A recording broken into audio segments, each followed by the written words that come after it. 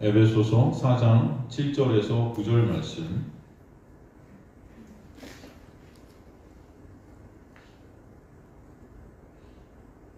찾으시면 저 여러분 합독하도록 하겠습니다. 에베소 4장 7절에서 9절 시작. 우리 각 사람에게 그리스도의 성물의 분량대로 은혜를 주셨나니 그러므로 이르기를 그가 위로 올라가실 때 사로잡혔던 자들을 사로잡으시고 사람들에게 선물을 주셨다 하였도다. 올라가셨다 하였은즉 땅 아래 낮은 곳으로 내리셨던 것이 아니면 무엇이냐. 아멘. 하나님 아버지 감사합니다. 오늘도 생명의 진리의 말씀을 통해 생명 되시고 길 되시고 진리 되신 예수 그리스도의 놀라운 은혜와 사랑을 깨닫는 주의 백성들 되게 하시며 온전히 진정 여기 있는 주의 백성들이 그 은혜와 사랑을 깨달아 진정 주님만을 찬송케 되는 귀한 역사가 있게 하여 주옵소서. 미천한 영광의 소리만 드러나는 귀한 시간 될 수 있도록 주님께서 은혜를 부어주실 것을 믿사오며 감사드리며 예수 그리스도의 이름으로 기도드리옵나이다. 아멘. 우리 저번 시간까지 예수 그리스도 안에서 우리가 하나 되는 귀한 역사를 성령, 성자, 성부 하나님께서 어떻게 이루셨는지 그분들의 사역, 그죠? 그 놀라운 역사를 우리 말씀을 통해서 계속 살피고 있습니다. 그래서 그분들의 놀라운 은혜와 사랑 가운데 우리가 교회라는 예수 그리스도가 머리된 그런 지체된 자들이 되었다. 그 말씀을 우리에게 전해 주셨죠. 이제 오늘 7절을 통해서 우리 각 사람이 그리스도의 선물의 분량대로 은혜를 주셨다. 은혜를 주셨다. 7절 말씀을 통해서 우리에게 이제 말씀하시려는 것은 바로 그렇게 연합이 된 우리의 모습들이 있지만 그 연합이 된 주님의 지체들의 모습은 사실 각각 모습대로 다양하다는 것을 또 우리에게 설명해 주시는 거예요. 다 다르다는 것입니다. 7절 맨 앞에는 사실은 그래서 우리나라 성경에는 아무 말이 없지만 원래 헬라어 대가 들어 있습니다. 그러나 하나님 안에서 우리가 한 몸이 되었지만 그러나 우리 각 사람에게 그리스도의 선물의 분량대로 은혜를 나눠주셨다는 거예요. 그러나 그래서 여러분 여기 그러나 꼭 써놓으십시오. 그래야 이해가 더 쉬울 것입니다. 주님 안에서 우리가 주님과 연합이 된 주님들의 그 주님의 지체들인 우리인데 그래서 우리는 주님 안에서 하나인데 그러나 그런 그 하나됨 안에서 우리는 다양한 모습들로 존재케 하신다는 것입니다. 각기 다른 은사, 다른 선물을 받았다고 표현해 주시고 있어요. 그러면 받은 선물대로 그 은사대로 역할과 능력을 통해 각각의 하나님께서 쓰시는 도구들로 하나님이 사용하고 계시다는 거예요. 제가 항상 말씀드리지만 우리 몸도 보면 그렇지 않습니까? 우리는 하나예요. 한 몸입니다. 한 몸인데 각 부분별로 딱 또 역할들이 다 달라요. 손, 발, 손톱, 발톱, 손가락, 눈, 코, 입, 귀 전부 다 다릅니다. 전부 다 달라요.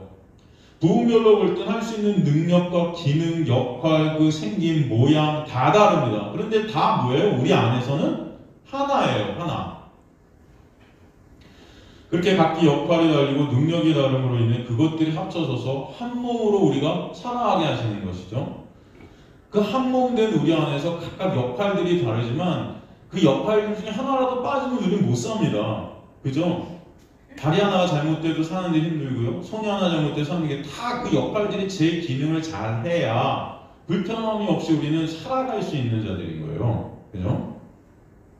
그러게 우리 몸 가운데 하나라도 빠지면 우리는 살 수 없는 존재들이다.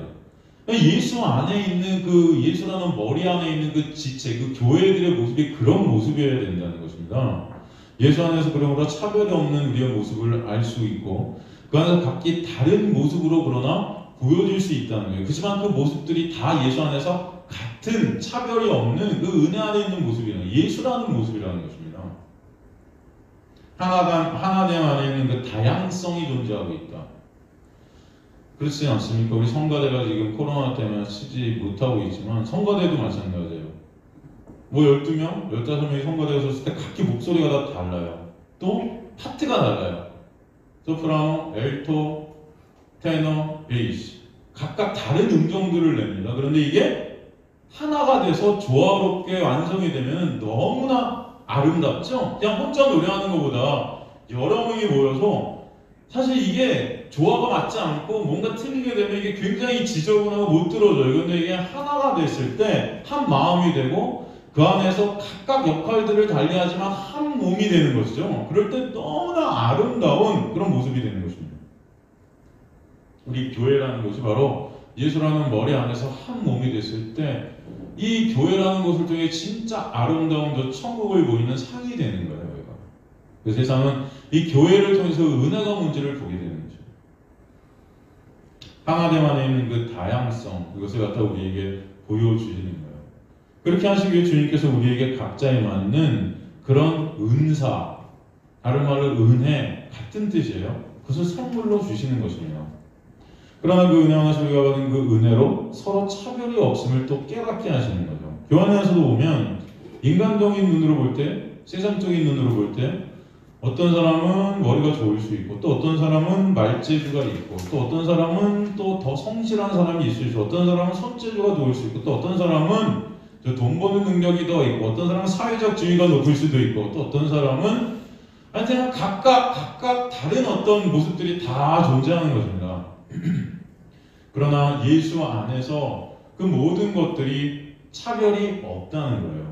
우리들은 그걸 차별을 자꾸 두려고 그래요. 야, 쟤는 참 대단해. 얘는 별로야. 이렇게 서로 그게 바로 내가 신이 되어서 가치 판단의 주체가 내가 되어서 그것을 막 판단하고 있는 우리의 모습이거든요. 그러나 은혜가 그 안에 떨어질 때 예수라는 머리 안에서 우리는 각각 다른 역할들을 하는 그러나 그 은혜 안에서 차별이 없는 자들이 점점 깨달아지는 것입니다. 그러므로 인해서 온전히 하나님의 나라를 보이는 이 땅에서 교회로 하나님께서 만들어 가시는 거예요. 바로 그게 주님의 놀라운 은혜예요. 그 모든 것은 하나님께서 우리에게 선물로 주셔야 되는 역사입니다. 내 능력이 아닌 주님께서 교회를 온전히 세우시기 위해 우리에게 주신 선물, 그것이 바로 은사인 거예요. 그러므로 그것들로 인해서 우리에게 자랑할 것이 있다 없다? 없다는 것입니다. 오직 자랑은 예수 그리스도만 되시는 거예요. 본문에 그리스도의 선물의 분량대로 은혜를 주셨다라는 표현의 헬라어 원문을 보면 이 주셨다라는 헬라어 에도데는 디도미의 수동태입니다. 디도미의 수동태. 이거는 그 선물이 우리에게 주어진 거예요. 우리가 노력해서 막 기도 열심히 해서 이거 주세요 하고 받은 거 이게 아니라는 거예요. 그냥 주어진 것입니다. 그래서 선물이에요. 인간의 어떤 상태나 인간의 노력이나 어떤 인간의 뭔가 그것과 전혀 다르게 하나님의 주권 가운데 하나님께서 선물로 거저 은혜로 값없이 주신 것이에요. 우리가 원해서도 아니고 우리가 노력을 해서도 아니고 하나님께서 우리의 조건 관계없이 당신의 주권 가운데 당신의 원함 가운데 우리에게 주신 거예요. 그래서 그것을 은사라고 하는 것입니다. 은사. 그것을 은혜라고 해요. 같은 말이에요.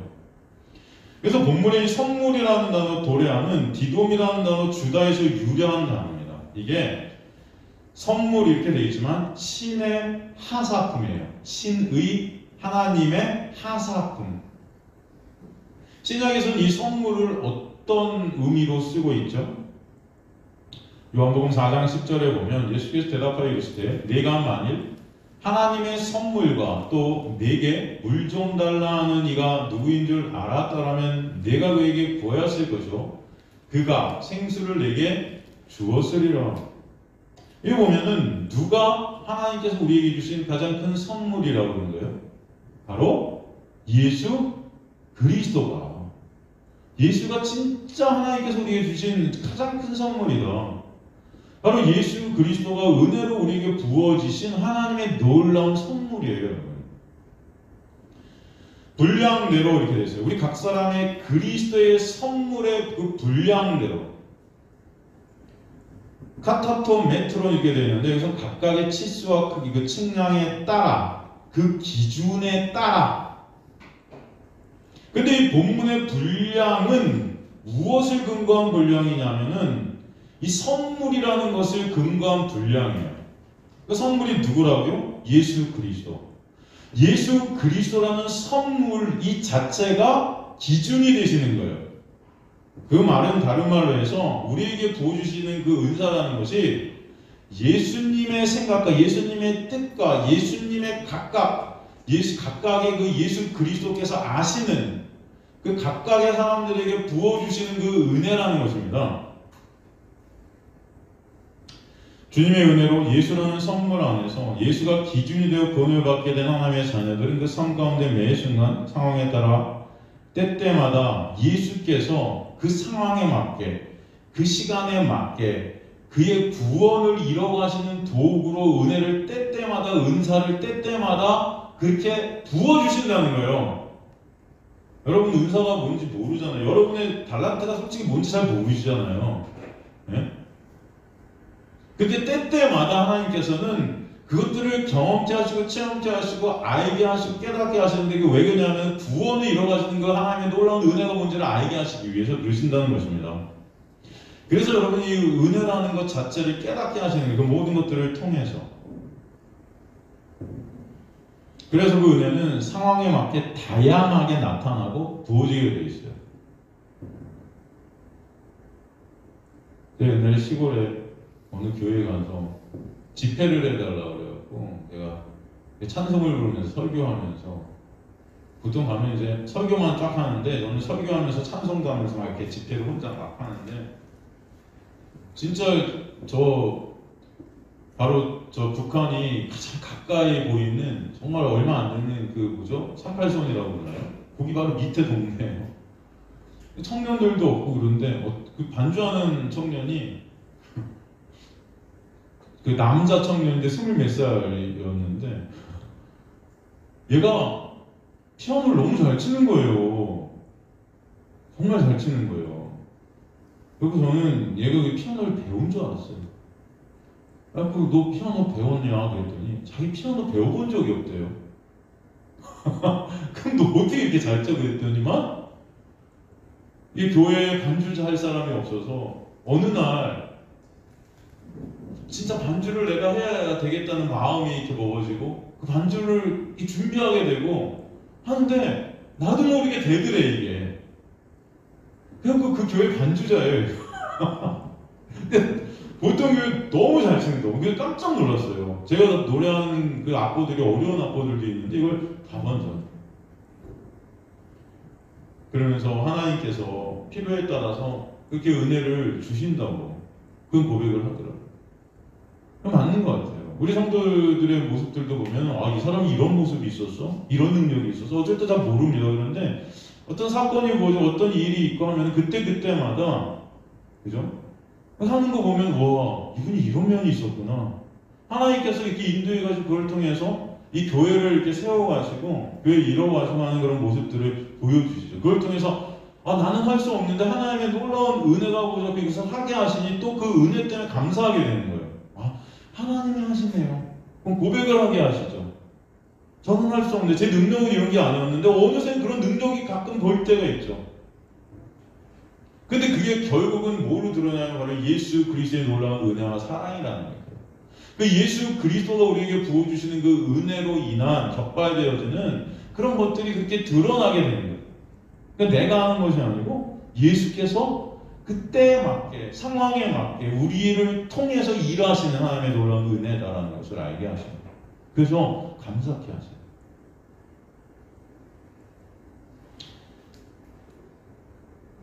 그렇기 때문에 우리 성도들의 모습들도 보면 서로가 굉장히 다양한 모습 가운데 교회 안에 존재하고 있지만 사실은 예수 그리스도 안에서 그 모든 것들이 한 몸 된 그런 자들이라는 것을 알게 하시죠.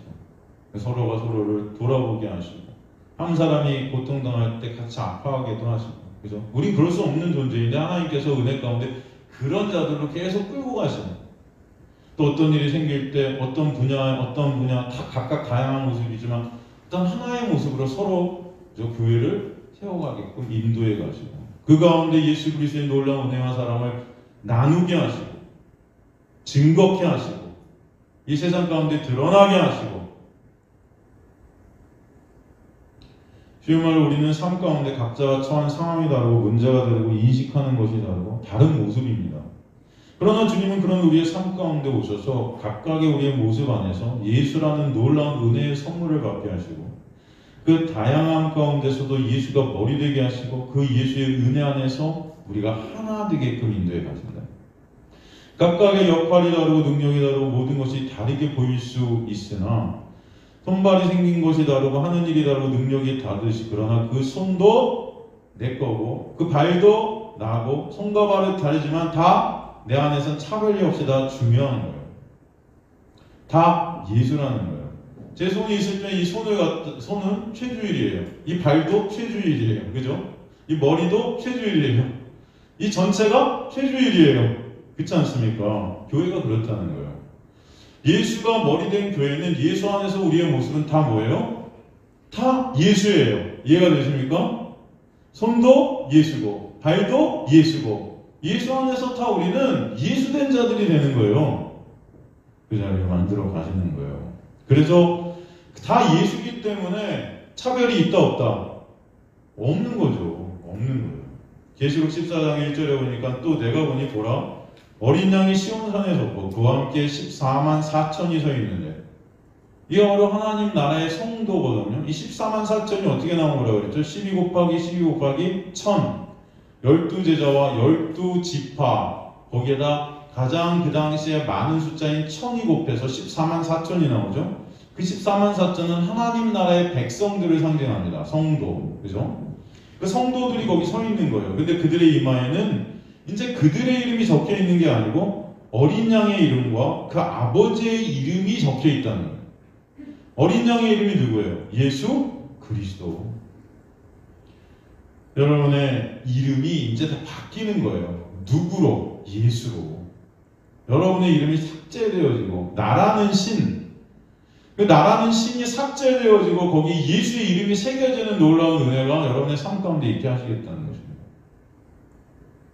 그래서 이 모든 기준이 예수이고 예수가 주인이 되시고 예수가 우리 가운데 머리 되셔서 때때로 상황에 맞게 일하게 하시고 역사에 가셔서 예수라는 나라를 이루시고 이 세상 가운데 그 예수를 보게 하시는 거예요. 그러기에 우리가 자랑할 것이 우리에게 있지 않고 자랑할 분은 오직 예수 그리스도십니다. 그 은혜를 선물로 주셔서 일하게 하시고 몸된 교회를 이루게 하시는 놀라운 역사를 보여주십니다. 그래서 본문에서 선물이나 은혜는 다 같은 단어, 은사도 같은 단어예요.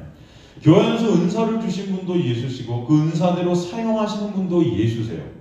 매 순간순간 그 교회가 예수 그리스도의 은혜를 드러내게 하시는데 도구로 은사를 쓰시는 거예요. 그러므로 교회가 그런 은사를 자랑한다는 것 자체가 코미디죠. 난 열심히 뭔가 기도했더니 뭘 받았다는 자체가 말이 안 되는 거예요. 어느 교회는 무슨 방언을 받아야 구원을 받은 것 같이 말하는 그 말 자체가 말이 안 되는 거예요. 모든 것이 사람들은 다 모든 것을 통해서 인간들은 다 자기 자랑으로 여기고 싶어 하는 것입니다. 그러나 은사, 은혜, 다 모든 것이 하나님의 놀라운 선물이라는 것입니다. 인간이 어떤 것을 했다고 기도 열심히 했다고 받았다는 것은 선물이 아니에요.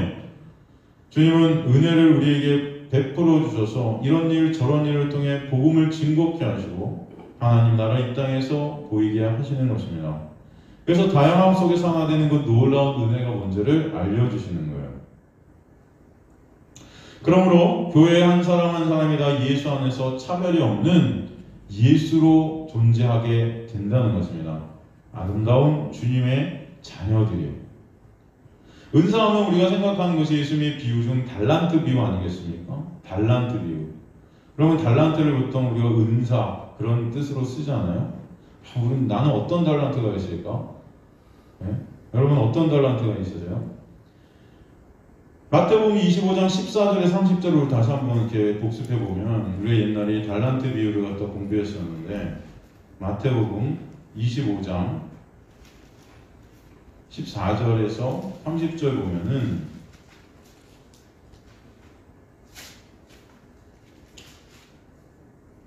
이 같은 내용이 이제 문화의 비유가 누가복음 또 19장 11절에서 27절이에요. 또 어떤 사람이 타국에 갈 때 그 종들을 불러 자기 소유를 맡긴 것 같으니 각각 그 재능대로 한 사람에게는 금 5달란트, 한 사람에게는 2달란트, 한 사람에게는 1달란트를 주고 떠났더니 5달란트 받은 자는 바로 가서 그것으로 장사하여 또 5달란트를 남기고 2달란트 받은 자도 같이 하여 또 2달란트 남겼으되 1달란트 받은 자는 땅을 파고 주인의 돈을 감추어뒀더니 5년 후에 그 종들이 주인이 돌아와 그들과 결산할세 5달란트 받은 자는 5달란트를 더 가지고 와서 이르되 주인이여 내게 5달란트 주셨는데 보소서 내가 또 5달란트를 남겼나이다. 그 주인이 이르되 착하였도다 착하고 잘하였도다 착하고 충성된 내가 적은 일에 충성하였으며 내가 많은 것을 내게 맡기리니 내 주인의 즐거움에 참여할지어다 하고 2달란트 받았던 자도 또 1달란트 받았던 자는 아니죠. 24절에 보면 와서 이르되 주인이여 당신은 굳은 사람을 심지 않은 데서 얻고 해치지 않은 데서 모으는 줄 내가 알았으므로 두려워하여 나와서 당신의 달란트를 땅에 감추어 두었나이다. 보소서 당신의 것을 가지셨나이다. 그 주인이 대답하여 이르되 악하고 게으른 종아 나는 심지 않은 데서 얻고 해치지 않은 데서 모으는 줄로 네가 알았느냐? 그러면 내가 마땅히 내 돈을 취리하는 자들에게 맡겼다가 내가 돌아와서 내 원금과 이자를 받게 하였을 것이니라 하고 그에게서 그 1달란트를 빼앗아 10달란트 가진 자에게 주라. 무릇 있는 자는 받아 풍족하게 되고 없는 자는 그 있는 것까지 빼앗기리라. 이 무익한 점을 바깥 어두운 데로 내쫓으라고 슬피 울며 이를 갈리라 하니라. 이 문화의 비유도 마찬가지 아니겠습니까? 누가복음 19장 11절에서 27절 보면 누가복음 19장 11절에서 27절을 보면 그들이 말씀을 듣고 있을 때 비유를 더하여 말씀하신 이는 자기가 예루살렘이 가까이 오셨고 그들은 하나님 나라가 당장 나타날 줄로 생각함이더라. 이르시되 어떤 귀인이 왕위를 받아가지고 오려고 먼 나라로 갈 때 그 종 열을 불러 은하 10문화를 주며 이르되 내가 돌아올 때까지 장사하라 하니라. 근데 그 백성이 그를 미워하여 사자를 들여보내 이르되 우리는 이 사람이 우리의 왕됨을 원하지 아니하다이라 하였더라.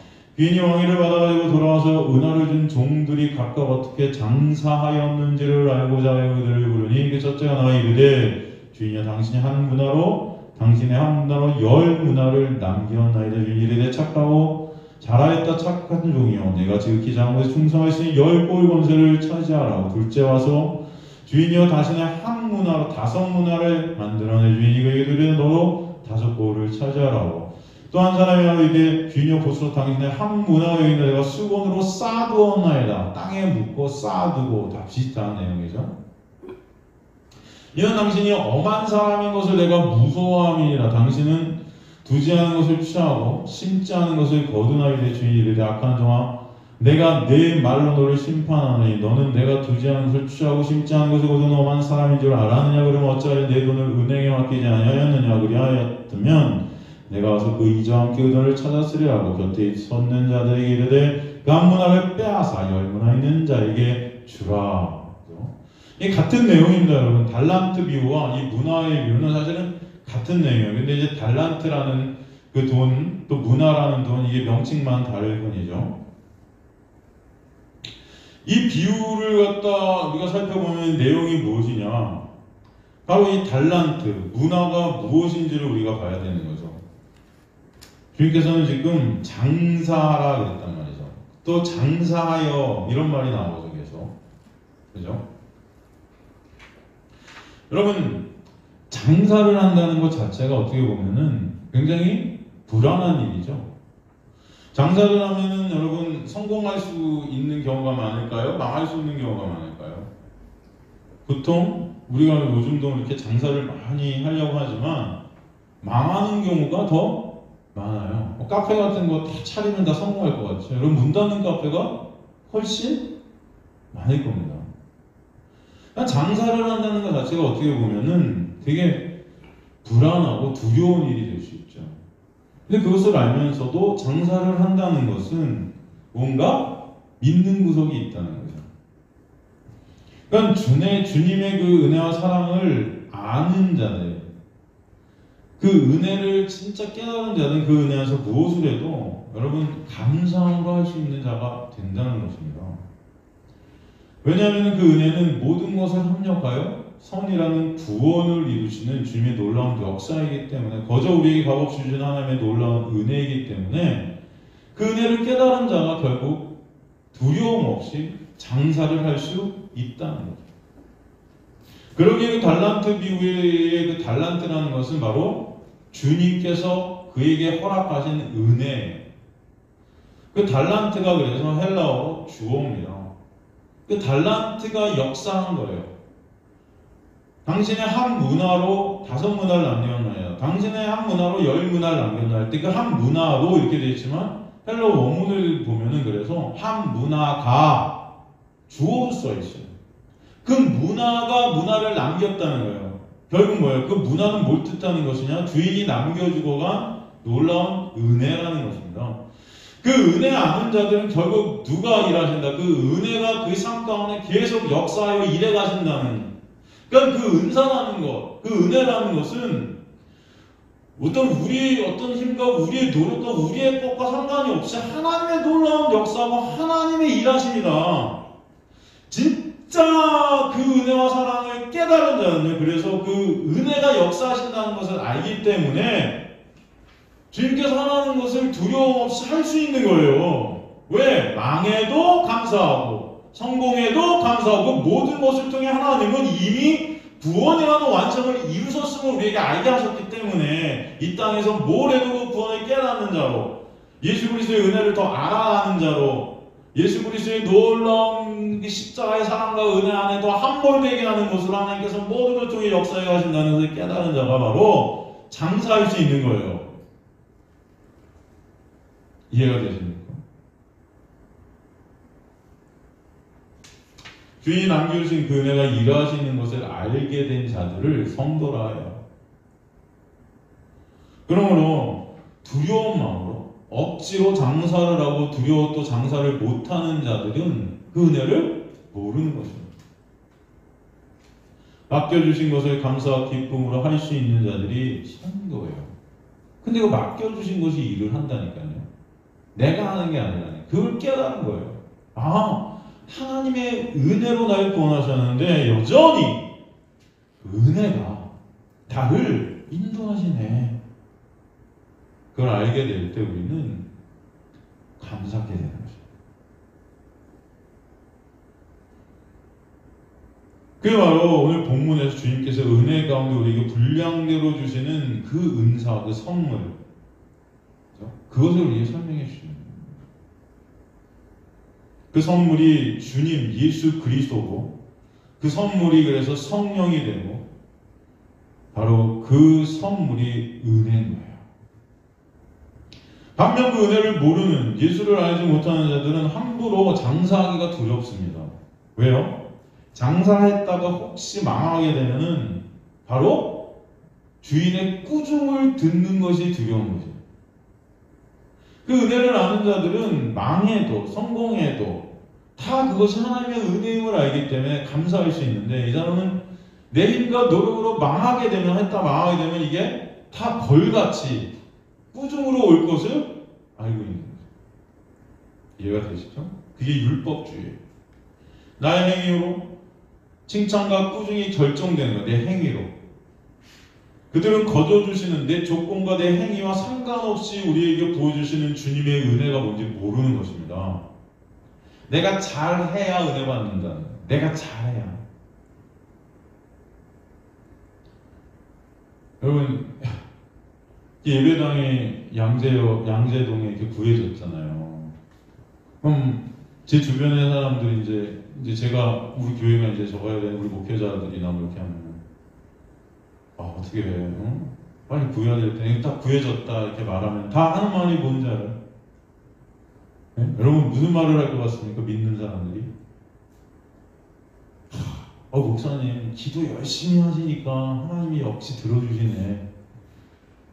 목사님 역시 복음을 열심히 증거하시니까 하나님이 저분들 또 이렇게 구해주시네. 아주 잘 사시니까 목사답게 살아가니까 하나님이 저렇게 구해주셨네. 그 하나님이 구해주신 그 근본이 뭐예요? 하나님의 은혜가 아닌 거예요. 여러분은 어떻게 생각하십니까? 양재동의 예배당을 우리에게 주신 것은 여러분이 잘나서예요? 우리 교인들이 무슨 훌륭해서예요? 제가 잘나서요? 제가 뭐 기도를 많이 해서 제가 그지 같아요. 저는 그지 같은 목사입니다. 제 행위가 올바라서요? 아니에요. 이해가 되십니까? 여러분이 착해서예요? 무슨 선한 일을 해서 우리 교회가 무슨 여러분 선한 영향력들을 끼쳐서 이 세상에 그래서 하나님이 주신 거예요? 아니에요. 거저 은혜로 값없이 여전히 예배당을 우리에게 주신 것은 그것을 통해서 또 거기서도 하나님의 은혜를 아는 자들이더라고 하나님이 우리에게 거저 값없이 은혜를 그냥 허락해 주신 거예요. 우리를 사랑하시니까. 여러분이 뭔가 잘해서가 아니고 여러분이 똑똑해서가 아니고 여러분이 무슨 하나님의 말씀을 지켜서가 아니라 제발. 근데 모든 사람들이 다 그렇게 기독교를 알고 있는 거예요. 아, 열심히 하니까 하나님이 또 주셨어. 열심히 뭔가 하니까 기도 열심히 하니까 뭔가 이루어진 거야. 아, 목사님 교회 많이 부흥 되셨어요? 사람들 많아요? 아, 네, 기도. 아, 역시 목사님 기도하시니까 되네. 다 뭐예요? 저는 이렇게 평생 교회를 보면서 평생 이 교회 밑에 있으면서 사람들은 은혜를 말하면서도 여전히 사람들의 어떤 사고방식과 사람들의 어떤 삶 가운데는 은혜는 빠져있다는 걸 항상 느껴져요. 다 뭐예요? 내 행위예요. 다 내가 한 어떤 삶의 근간은 다 내 행위로부터 오는 것들이에요. 그걸 통해서 하나님도 일하시고 안 일하시는 게 우리가 그걸 갖다가 판단하고 있는 거예요. 하나님까지도 내가 재단하고 있는 것입니다.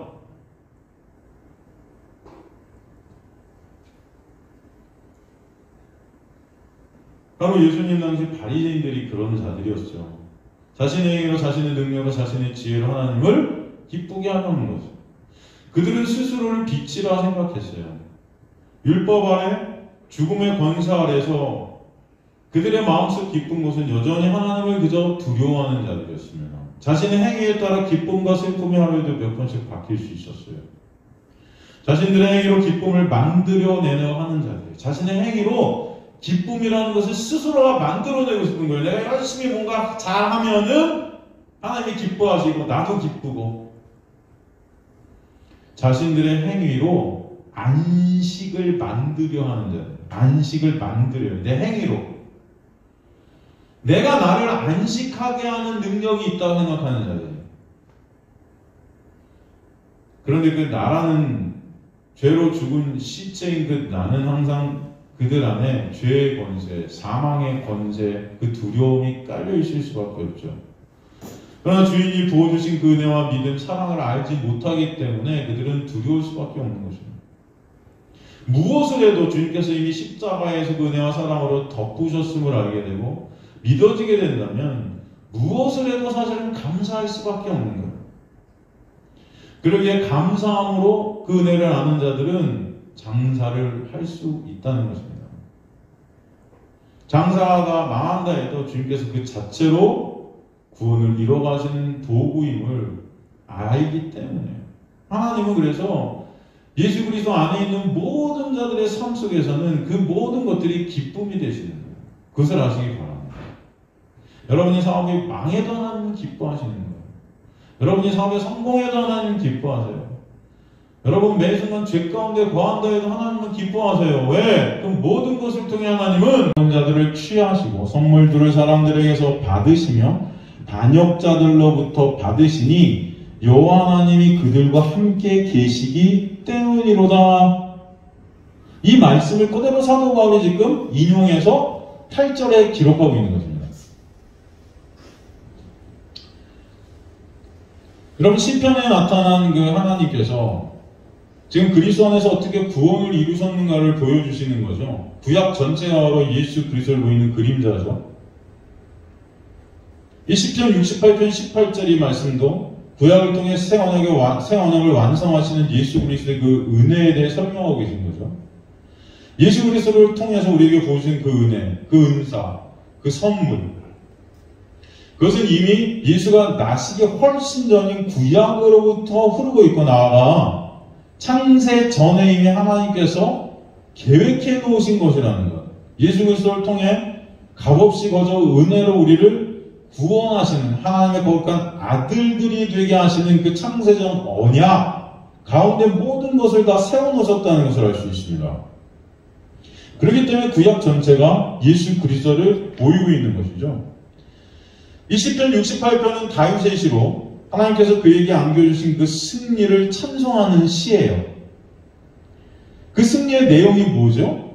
바로 애굽에서 이스라엘을 빼내신 사건, 홍해를 건너게 된 사건, 그리고 바로와 그의 군대가 수장당한 사건, 그리고 가나안으로 들어오게 된 그 사건, 그 모든 것이 하나님께서 하신 하나님의 승리다. 그 설명하고 있는 거예요. 바로 모든 것은 하나님의 놀라운 은혜라는 것입니다. 당신의 백성들에게 베풀어 주신 놀라운 은혜다. 이 모든 사건들이 의미하는 것이 구원이고, 그 구원의 완성은 신약에 와서 예수 그리스도께서 십자가에서 이루시는 것이죠. 진정 그래서 성경은 하나님의 감동으로 기록되었다는 것을 우리는 볼 수 있어요. 다윗은 분명 역사적 사실들을 상기하면서 당시 하나님을 찬송하고 있지만, 성령은 그 다윗을 통해, 그 시를 통해 예수 그리스도의 그 십자가의 그 놀라운 은혜를 이미 예수가 나시기 몇천 년 전에 보게 하시는 거예요. 18절은요, 다윗의 승리로 인해 언약궤가 시온으로 옮겨지는 내용입니다. 거기서 주님께서 승리자이시고 정복자이시다 말씀하는 거예요. 빼앗긴 언약궤를 다시 찾는 그때의 다윗은 그 찾는 과정 속에서 원수들에게 전리품들도 같이 빼앗게 돼요. 그 언약궤를 찾게 되는 것이 바로 예수의 놀라운 부활을 뜻하는 것이고, 그때 원수 안에 갇혀 있었던 우리가 바로 그 예수의 전리품들이 되는 거죠. 시편에서 정복자는, 승리자는 관습대로 그 선물들을 받아서 일부를 자기 백성들에게 나누어 주었습니다. 바울은 지금 이 시편을 인용하면서 다윗의 후손인 예수께서 사탄 마귀로부터 그 머리통을 깨트리시고 승리하셔서 이제 사탄 마귀 안에 갇혀 잡혀있던, 종으로 있던 우리를 전리품으로 뺏어서 우리에게 영생을 나눠주시는 그 놀라운 은혜를 시편 68편 18절을 통해서 우리에게 보여주시는 거예요. 그래서 이제는 우리가 사탄 마귀의 포로였었는데 예수 그리스도의 놀라운 은혜 안에서 그 은혜에 포로된 자가 되게 된 것입니다. 그래서 이제 우리는 예수라는 은혜로 끌려가는 자들입니다. 그러기에 우리가 봐야 할 부분이 바로 이 시편 68편 18절을 통해서 예수 그리스도의 놀라운 은혜인 것입니다. 이 시편에서는 특히 하나님께서 선물을 인간에게 받으셨다 되어 있는데, 오늘 본문은 예수께서 선물을 주셨다 기록하고 있죠. 차이가 조금 있어요. 구약에서는 받으셨다고, 신약에서는 주셨다고 있는데 왜 이게 차이가 있는가? 사실 이것은 같은 뜻입니다. 어떤 주석가는, 제가 주석서를 이렇게 쫙 찾아보니까 사도 바울이 구약 단어를 착각을 해서 이렇게 적었다 하는데, 사도 바울이 기록을 했다도 그것을 적으신 분은 성령이신 거예요. 그 성경이 기록한 사람 우리는 저자라 하지 않고 기자라고 부릅니다. 기자. 성령의 감동으로 성령께서 적게 하신 거예요. 그러니까 오차가 없다 그러죠. 구약에서 그 구원의 은혜로 인해 승리자가 받게 되는 그 전리품, 그 선물들은 모두 성도예요. 신약에서는 그 은혜로 구원을 완성하신 선물, 그 영생을 그 성도들에게 나눠주시는 것입니다. 그러니까 같은 의미인 거예요.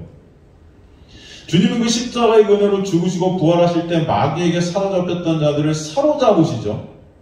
그리고 그들에게 영생을 선물로 주시는 것입니다. 사로잡혔던 자들이라는 헬라어 아이크말로시아는 포로된 자들이에요. 포로된 자들. 사탄 마귀에 포로되었던 자들을 다시 찾아오시는 그 십자가의 놀라운 역사 은혜를 우리에게 설명해 주시는 말씀인 겁니다.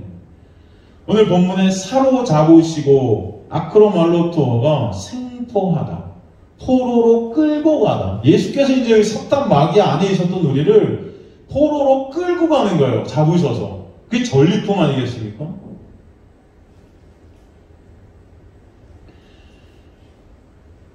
예수께서 사탄 마귀 아래에 있었던 자들을 당신의 포로로 잡으셔서 끄시고 주님의 나라까지 끌고 가실 것입니다. 그게 바로 예수께서 우리에게 거저주시는 하나님의 놀라운 선물이고 역사다라는 것입니다. 그러니까 주님의 그 그 놀라운 은혜 자체가 선물이고 믿음이고 영생이 선물이고 성령이 선물이고, 그래서 우리는 하나님께 매 순간순간 하나님의 놀라운 은혜를 받는 자들이고 하나님의 놀라운 섬김 아래 있는 자들이고 하나님의 놀라운 구원의 경륜 안에서 예수께서 우리를 끌고 가고 계신 하나님의 백성들이라는 거죠. 9절에 올라가셨다 하였으면 땅 아래 낮은 곳으로 내리셨던 것이 아니면 무엇이냐. 여기서 땅 아래 낮은 곳으로 내리셨던 것이라는 9절의 의미는 바로 예수 그리스도의 성육신을 의미합니다. 땅 아래 낮은 곳은 땅 아래가 아니라 사실 헬라어 원문에 보면 땅, 곧 하늘과 대비되는 그 하늘의 아래의 땅을 말하는 거죠. 그 땅으로 오셨다는 거예요.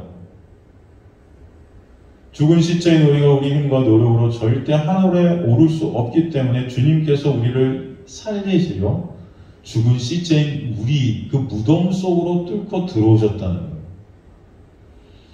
말씀이 육신에 대해서 우리에게 장막을 치시고 그 장막 안에서 독생자의 그 놀라운 영광, 그 사랑과 은혜, 십자가를 통해 보여주신 그 놀라운 사건을 우리에게 알려주신 거예요. 그러나 주님은 그 죽음을 통과해서 십자가를 통과해서 거기서 끝나신 것이 아니고 우리와 언약, 말씀으로 묶여지시고 그 약속으로 묶여지셔서 부활하실 때 그 묶은 우리와 함께 부활을 해 주신 것입니다. 그래서 예수 그리스도가 부활의 첫 열매가 되고 그 예수를 줄줄이 따라서 나라는 열매들이 계속 흘러가는 거예요.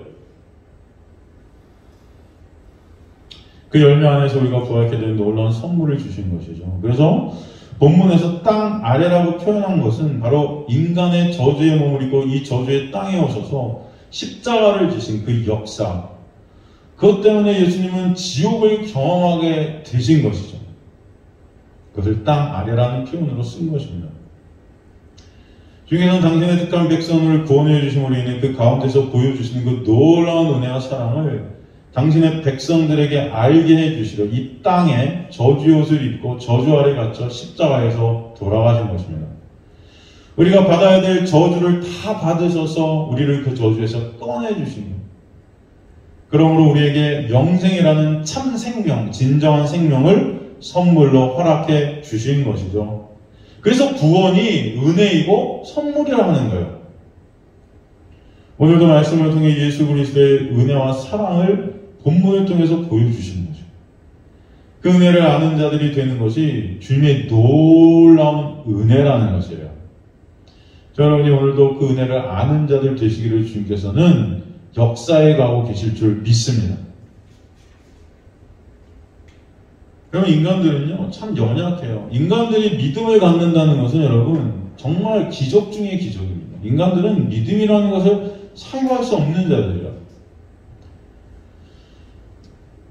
저는 평생 노래를 했지 않습니까? 저도 독일에서 이제 우리 선생님, 지금 이제 나이가 많이 되셨는데, 은퇴하셔서.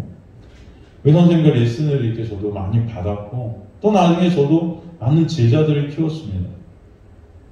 이 성악을 레슨하다 보면요, 참 재밌어요. 성악 레슨을 갖다 도제식 교육이라고 그래요.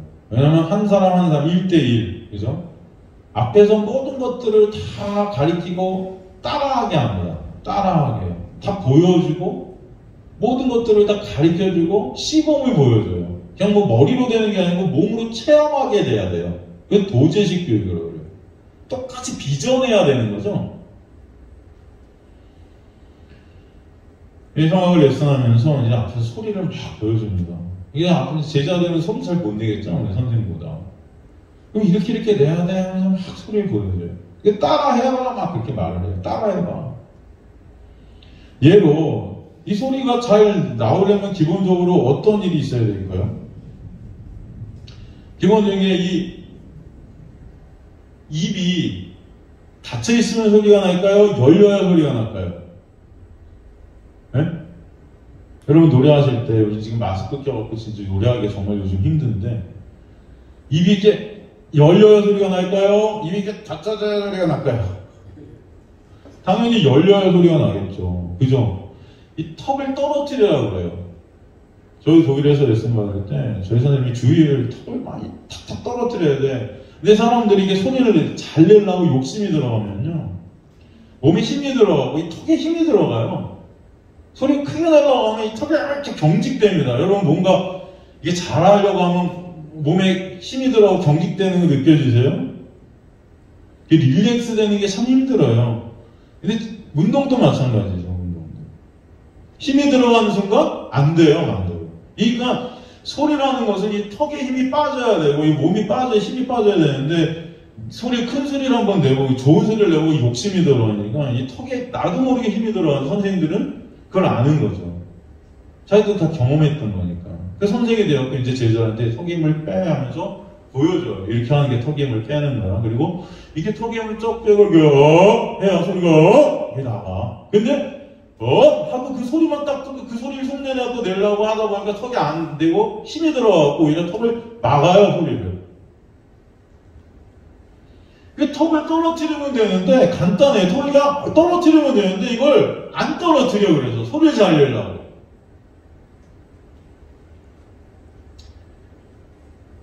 그래서 안 떨어져요. 그래서 묻죠. 야, 너 턱만 떨어뜨리면 되는데 왜 턱을 안 벌려? 이거 벌려 좀. 막 안타까워하죠. 그래서 왜 안 떨어뜨려? 그렇게 물으면 뭐라고 그러지 아세요? 이게 턱을 딱 떨어뜨리면 되는데 너 왜 안 떨어뜨리니 물으면 뭐라고 하면서 보통 학생들이? 선생님이 분명히 앞에서 떡을 딱 떨어뜨렸고 소리 그렇게 잘 내주는 걸 보여줬음에도 불구하고 그걸 직접 내 눈으로 보고 내 귀로 듣고 그것을 경험했는데도 불구하고요, 막상 너 떨어뜨려 하면은 못 떨어뜨려요. 그거 왜 안 떨어뜨려 그러면은 불안하대요.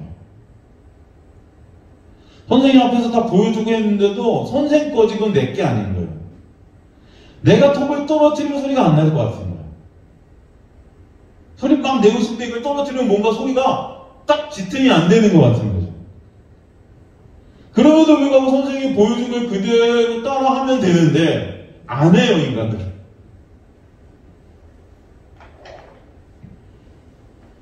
자기가 경험해 본 적이 없기 때문에 눈앞에서 다 보여주고 다 알려주고 했는데도 이게 안 믿어지니까 안 되는 거예요.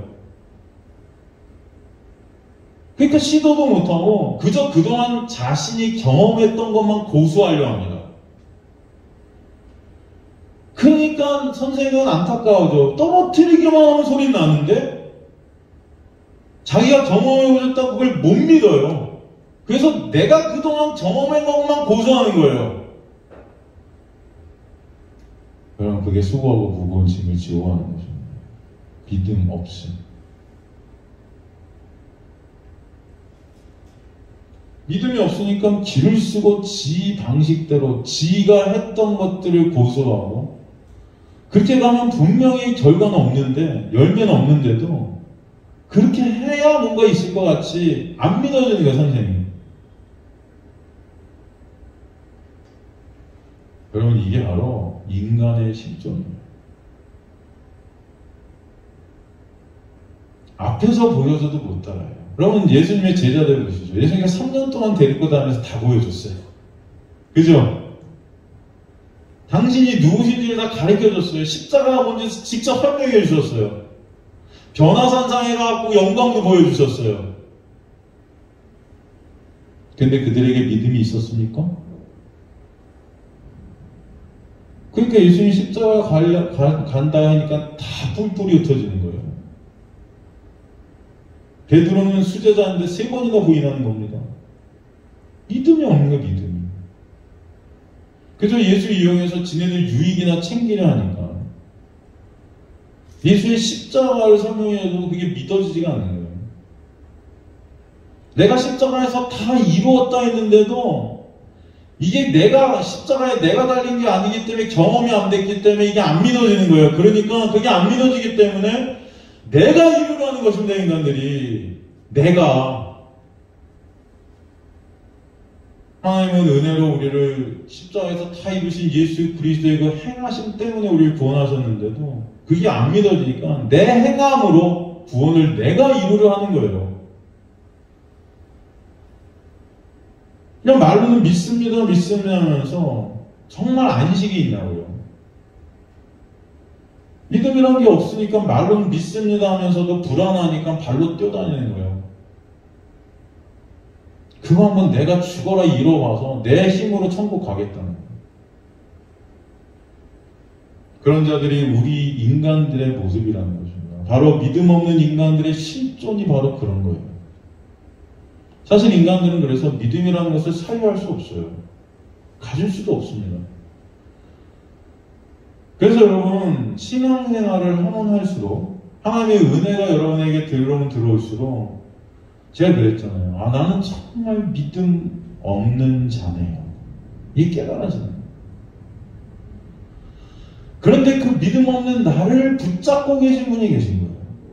그게 누구예요? 예수. 그분의 믿음 때문에 내가 사는구나를 알게 돼요. 그래서 내가 믿음 없음을 알게 되는 동시에 그럼에도 불구하고 내가 살아있는 것은 예수님의 믿음이구나. 예수님의 행하심이구나. 예수님의 은혜구나. 그래서 여러분 진정한 찬송이 나오게 되는 것입니다. 그래서 신앙생활은 그 주님의 믿음, 그 주님의 신실하심, 다른 말로 주님의 은혜를 아는 거예요. 그 주님의 믿음을 알아갈 때 그저 그 주님의 믿음 때문에 내가 살게 되었음에 찬송이 있게 하시는 것. 그럼 이게 진정한 은사입니다. 여러분에게 주시는. 주님께서 무덤 속에 있는 저 여러분의 이름을 부르셨어요. 마치 나사로를 부르시듯. 아무개야 나오너라, 무덤에서 나오너라 하고 부르신 거예요. 나사로야 나오너라 하고 부르시듯이. 그랬더니 금성을 듣고 말씀의 능력으로 인해서 무덤 문이 열리고 우리가 나오게 됐어요. 여러분 한번 생각해보세요. 각자 한번 생각해보세요. 여러분이 무덤을 문을 열고 나왔어요. 그래서 무덤 앞에 딱 서 있는 나를 한번 보세요. 그 무덤 문을 열고 딱 무덤 앞에 나오게 됐을 때 여러분 어떤 생각이 드시겠어요? 응? 어떤 생각 하시겠습니까? 시체였어요, 여러분. 다 시체. 근데 예수님께서 나사로한테 가갖고 나사로가 나오니까 나사로가 다 베인 걸로 그냥 나왔잖아요. 아무개야 나오너라 했더니 여러분이 나오신 거예요. 그게 첫째 부활이에요. 예수 안에서 우리가 구원받은 그 부활 다 나왔단 말이에요. 어떤 생각이 들까요? 응? 이게 어떻게 된 일이지? 어떻게 내가 살아났지? 여기가 어디지? 이게 뭐지? 내가 왜 살아나게 된 거지? 내가 누구지? 여러분 생각이 다 들겠죠. 내가 누구고, 내가 어떤 자였고, 그런데 내가 어떻게 살게 되었고, 그 모든 것들을 알게 되는 것이 은혜예요. 죄로 죽은 자였고 그런 나를 살리신 주님의 은혜를 알아가게 하시기 위해서 여러분에게 이 인생을 허락해 주시는 거죠. 그리고 이 인생 여정을 걷게 하시는 것입니다. 그러므로 주님은 당신의 믿음으로, 주님의 믿음으로, 그 주님의 은혜로 믿음 없는 우리를 믿음의 자리 안으로, 은혜의 자리 안으로 이끌어 가시는 것입니다. 그럴 때마다 우리는 내가 죽은 시체였구나. 나는 믿음 없는 자구나. 그것이 절실하게 더욱더 깨달아지고 그런 나를 여전히 주님의 믿음으로, 주님의 십자가의 행하심으로, 주님께서 다 이루신 그 이루심 안에서 거저감 없이 은혜로 이루게 하시는 그 놀라운 역사 때문에 진정 여러분 안에 감사와 찬송이 있게 하시는 것입니다. 그래서 여러분 신앙생활은 제가 말씀드렸지만 내가 구원받기 위해 뭔가 하는 게 신앙생활도 아니고 구원받은 후에 여러분이 예수님같이 되려고 성결하게 되려고 무슨 상급을 받으려고 열심히 뛰는 것이 신앙생활이 아니에요. 신앙생활은 지체되었던 내가 어떻게 살게 되었는지 알아가는 것입니다. 그 예수의 은혜, 예수의 그 신실하심, 예수의 믿음, 그것을 알아가면 알아갈수록 나는 믿음이 더욱더 없음을 깨닫게 돼요. 나는 믿음을 사유할 수 없는 자가 인정이 돼요. 그러므로 그런 나를 여전히 은혜 위에 은혜로 붙들고 계시고 그 은사를 매 순간 부어주셔서 은혜를 깨닫게 하시는 놀라운 그 예수 그리스도의 은혜 때문에 점점 더 감사와 찬송이 있게 하시는 줄 믿습니다. 그 은혜 알아가시는 저와 여러분 되시길 주님으로 간절히 축원합니다. 그게 바로 신앙생활이에요. 다른 게 아니에요. 어떤 사람들은 신앙생활을 믿음을 잘하게 하는 거라, 믿음을 키워라, 믿음을 크게 만들어라. 여러분, 우리는 우리 스스로의 인간으로 믿음이라는 것을 가질 수도 없는 자들임을 꼭 아셔서 그런 우리를 여전히 하나님의 놀라운 신실하심으로 붙잡고 계신 그 은혜 때문에 오늘도 감사와 찬송하시는 저 여러분 되시길 주님으로 간절히 축원합니다.